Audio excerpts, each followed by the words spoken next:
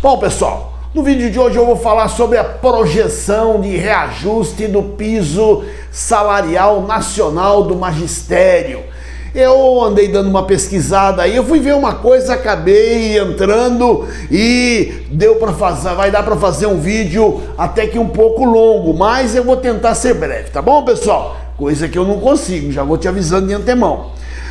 No segundo semestre de todo ano é comum já começar as projeções, as especulações, os palpites do aumento do piso salarial nacional. Isso porque o nosso salário é bem abaixo da média nacional, tá? Então a gente já começa a correr atrás disso aí para ver. No Brasil, o salário do professor não é equiparado ao salário dos profissionais que possuem ensino superior. Enquanto em outras profissões a carreira começa com R$ 6.160, que é o piso da carreira de quem possui ensino superior, os professores começam com R$ 4.867,77, ou seja, um pouquinho menos de 26% em relação aos outros profissionais.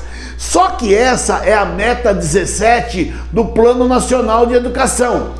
Mas todos nós sabemos que o Plano Nacional de Educação é muito mais alegórico do que efetivo. Das 20 metas de 2014 a 2024, apenas 3 foram cumpridas e mais 2 parcialmente. Então, não se tem uma comissão, não se tem uma fiscalização para que as metas sejam cumpridas. Então fica lindo no papel. Na realidade, estados e municípios alegam falta de verba para pagar o piso dos professores. Então, a maioria usa de um artifício de conceder um complemento do piso, que aí eles não vão ter as vantagens salariais do professor nesse complemento. Só que o pessoal está entrando com o processo para receber esse quinquênio e sexta parte em cima desse complemento, que vai acabar ficando obsoleto, eles vão ter que pagar o piso. Mas eles alegam que não tem dinheiro para pagar. Só que se você pegar a lei 11.738, que é a lei do piso, no artigo 4, parágrafo 2º, diz o seguinte, que a União complementará a verba caso o Estado ou município não tenha condições de pagar o piso salarial para o professor.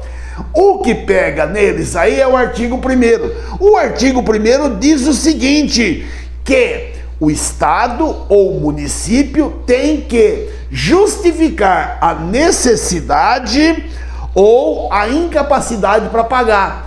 Eles não pagam, alegam que não tem dinheiro, mas não prova, porque se eles provarem, automaticamente, pela lei, a União tem a obrigação de complementar. Mas nós vivemos num país das fantasias. É desculpa esfarrapada que acaba virando verdade. Quem paga o preço nessa conversa é o professor, principalmente o professor aposentado. Gente, quando a gente se aposenta, a gente não gasta em viagem, praia, turismo. A gente gasta na farmácia e no consultório. É um gasto com doença, tá? Porque depois que você fica velho, aí começa a brotar as enfermidades, tá? Nas pesquisas anuais da OCDE, que envolve 46 países, o Brasil é o último, e já faz anos, tá? Na quesito salário. Então o menor salário entre 46 países é do Brasil. Ninguém se preocupa com essa vergonhosa meta. O investimento em educação, nessa pesquisa da OCDE, o Brasil está abaixo da média, bem abaixo, tá? Quando se fala nos funcionários, então, no gerente de organização escolar, no agente de organização escolar, aí a coisa vai pro brejo. Sabe qual é o salário médio de um GOI, de um AOE? 1.810. Deveria ser, eles estão brigando por um piso salarial nacional, mas sempre encontrando barreira, resistência para não ser aprovado. Deveria ser o salário base 75% do salário do professor, ou seja, o GOI e o AOE tinha que estar ganhando pelo menos 3.650 inicial, mas eles ganham 49% a menos desse salário aí. Segundo a Confederação Nacional dos Trabalhadores de Educação, a estimativa para a atualização do piso salarial em 2026 está em 0,85%, o que aumentaria o piso de 4.867 para 4.909. Então, 0,85 de aumento, ia aumentar mais ou menos uns R$40. Nada mais que isso. Sacanagem, né, gente? Pois o VAT, que é o que regulamenta o piso, que é o valor aluno total, valor do aluno anual total, que é o que regulamenta o piso, é a variação dele que dá o percentual. Teve decrescimento entre abril e agosto. E lá no MEC está em debate a garantia mínima da reposição da inflação. Então, ao invés de 0,85, nós teríamos, a inflação está mais ou menos em 3%. Nós teríamos 3% de aumento.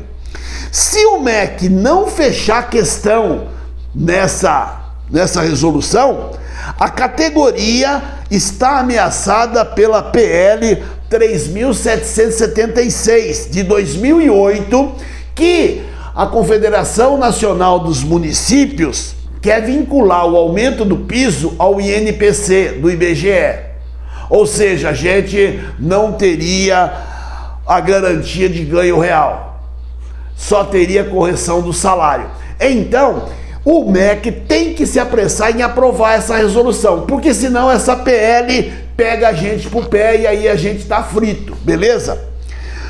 O professor e contador carioca Sérgio Galvão, após análise, dos dados reais da economia nacional, com arrecadação recorde no primeiro trimestre, isso não tem a ver com o aumento do professor, é a suposição dele, tá? Porque o nosso aumento é pelo valor do aluno no ano total. Concluiu que este cenário favorece a correção salarial do professor para 2026 num aumento de 17% a 20%. Ele acertou quando ele fez a previsão de que o tarifaço do Trump não iria afetar o Brasil como estava todo mundo preocupado. Ele acertou, mas não sei se vai acertar essa porque o CNT acertou o ano passado. Então, vamos ver, tá? É especulação, tá, gente? Eu achei que 17% ia ser legalzão pra gente. O valor reajustado, se projetado de 17% a 20%, o salário seria aumentado para 5.695 até 5.841, se o Serjão lá, meu xará, acertar, tá? Entre essas duas hipóteses, o CNT acertou o ano passado, ele falou que ficaria aproximadamente em 7%, ficou em 6,20%, né? 6,27%. Então, o CNT se aproximou bem. O Sérgio não fez previsão para o ano passado, então ele tá meio só na base do Trump aí, tá? Gente, qual é a sua opinião? O que é que você acha? O que é que você espera? O que você acha que deveria ser o aumento? E antes de terminar, não estou mostrando prática pedagógica, gente, porque acabou, não tenho nenhum aqui. Veio uma pessoa aqui, comprou o que eu tinha aqui para fazer a propaganda, estou aguardando a editora mandar. Ludicidade matemática nos anos iniciais. Vai dar uma base para o aluno dos anos iniciais, seu aluno ou seu filho, para não ter problema em matemática. Ele vai pegar uma base em sistema de numeração decimal e em grandeza.